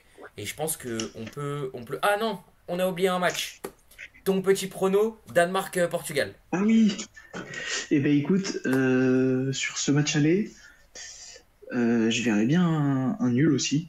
Donc j'ai 3 nuls moi Ok. dans mes pronos de match aller quand même, mais je verrais bien un nul cette fois avec des buts, donc un partout avec peut-être le Danemark qui va être porté en début de match par le public dont on parlait au début, qui va ouvrir le score comme il l'avait fait par exemple face à la Belgique en 2021 à l'Euro, et qui va ensuite être rattrapé, je pense, au retour des vestiaires avec un but du Portugal grâce à une de ses individualités. Voilà.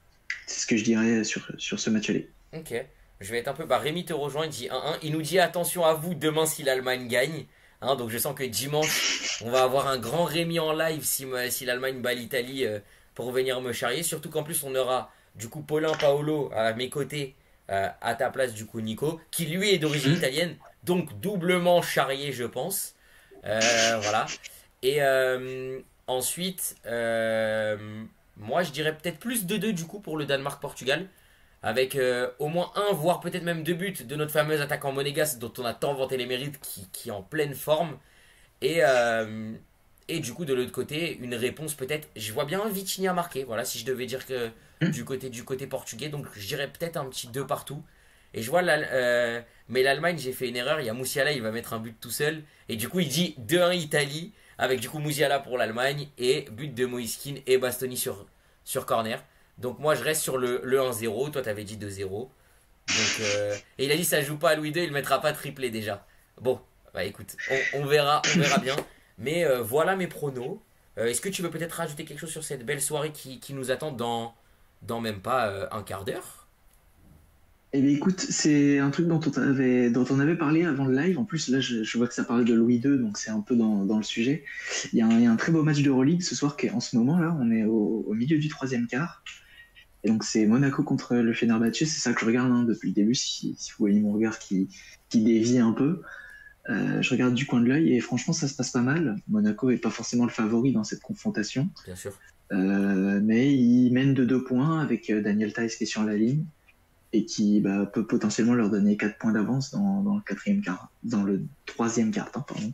Il reste 4 minutes et Monaco est bien dans le match et peut largement s'imposer ce soir. Et bah ça peut être une très belle chose à faire à la sortie de ce live. Garder sur le côté justement le sujet de Monaco. À la sortie du live, commencez à vous brancher peut-être sur la fin du match de Monaco avant de basculer sur le début de l'équipe de France en double écran, puis de basculer sur le match de ce soir en Ligue des Nations. Je lis vrai match, on aime bien ça. Je vois Axel qui me dit qu'il faudra parler F1 maths une autre fois. On en avait parlé rapidement en début de live dimanche, mais c'était plus en mode actualité sportive. On en parlera peut-être un peu plus dimanche qui arrive, justement en débrief de Ligue des Nations, mais avant ça, on aura aussi toutes les actualités sportives. Donc on y reviendra sûrement. Et je note aussi ton petit prono qui dit Portugal, je suis incapable de dire, sauf but de Bruno, passe des de Nuno Mendes, restez branché. On verra bien. Et ben je pense qu'on peut clôturer sur ces beaux pronos. Et je te laisse commencer comme d'habitude pour le mot de la fin. Eh ben écoute, je vais commencer par te remercier encore une fois pour l'invitation, c'était très cool. Je remercie aussi du coup Rémi et Axel, je crois, C'est ça. si je me trompe pas, pour leur participation sur le chat. Et écoute, j'ai très hâte de revenir la semaine prochaine. Et ben ce sera avec grand plaisir. Et si je ne me trompe pas, tu seras aux côtés, si tout va bien et s'il n'est pas malade, aux côtés de Paulin. Voilà. Et, Et donc bah, j'ai complété. Moi je te remercie encore d'être avec moi ce soir. Pour l'instant c'est moi qui ai alterné avec vous tous. Donc au final depuis la reprise je suis toujours là. Voilà. Mais pour la première fois bah, vous verrez encore ma tête dimanche. Mais ensuite vous ne devriez pas voir ma tête la semaine prochaine. Je vous remercie pour ce live. Bon match à vous. Bah, merci Rémi. Désolé de ne pas être passé plus tôt, mais c'était cool. Bah, Axel, tu repasses quand tu veux. Voilà, je vous redonne un peu rapidement ceux qui sont là. Les horaires, généralement, c'est 19h le jeudi, plutôt 18h30 quand on peut, voire 19h le dimanche. C'est toujours pour pouvoir être avant les matchs du soir, peu importe le sport. Souvent, bah, ça peut nous arriver comme là, il y a des matchs en parallèle, que ce soit foot ou basket. On essaye de le regarder rapidement en double écran, de zioter pour vous tenir au courant, un peu comme là l'a fait Nico. D'ailleurs, merci pour ce petit passage aussi. Et puis, bah, moi, j'ai plutôt dans la semaine, oui, bien sûr, j'avais compris que tu parlais semaine dernière, etc. Il n'y a pas de souci. Mais en tout cas, voilà, merci à vous d'être passé. Ce soir, on a plus tourné autour de 4-5. Ça me surprend pas, c'est un jeudi qui peut aussi. Les jeudis, ça peut être compliqué. Soit vous êtes beaucoup à être disponible, soit un peu moins. C'est normal. Donc voilà, mais en tout cas, moi, je vous remercie d'avoir été là. C'était vraiment sympa. Merci Nico. Et je pense qu'on va pouvoir dire au revoir à tout le monde là-dessus. bah parfait, ouais, merci beaucoup, au revoir. Allez, à dimanche!